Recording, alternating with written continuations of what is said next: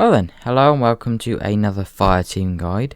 In this video I'm going to try and get you started on the Fireteam leader role. Now there's quite a lot to the Fireteam leader role, believe it or not, and there's the obvious things like placing rallies and commanding your team, but there's also things you want to bear in mind to be successful.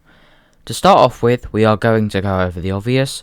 The first thing being rallies. So what is a rally? Well, a rally is a deployable respawn point for your fire team. Your fire team is the group you are in charge of in your team. Now, rallies are very important.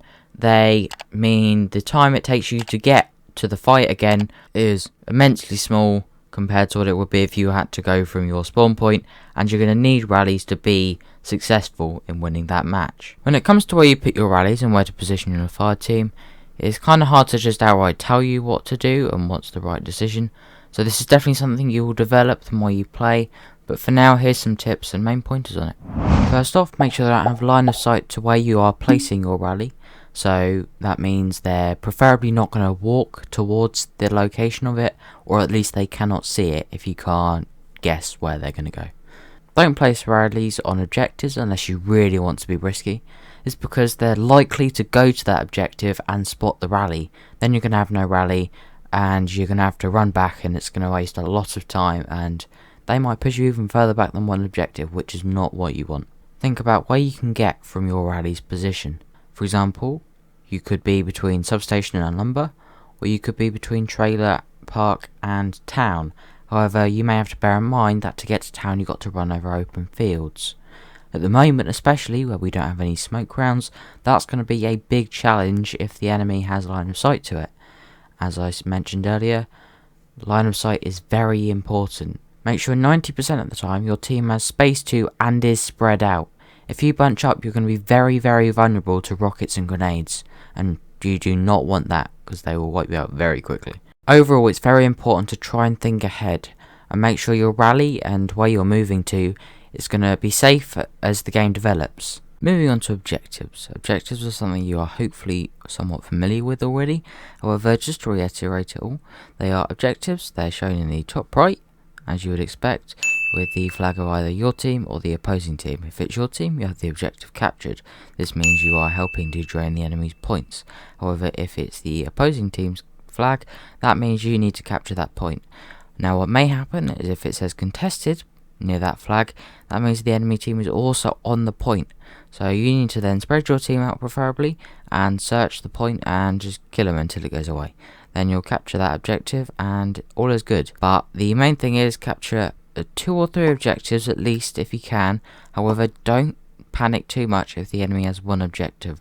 As long as you have the majority, you will be winning. It's better to hold those 3 objectives than rush around trying to get the last one and then losing the other one. Just hold 3 if you can. However, if you need to just hold 2 and then try and get the rest of your team to hold the other one, that's fine. Just do it if you can. Just work around what's happening. It's the best you can do. So then, to finish off, we're just going to go over the last few tips I have for you. Starting off, when you are guiding your team, make sure you bear in mind the scale of your map.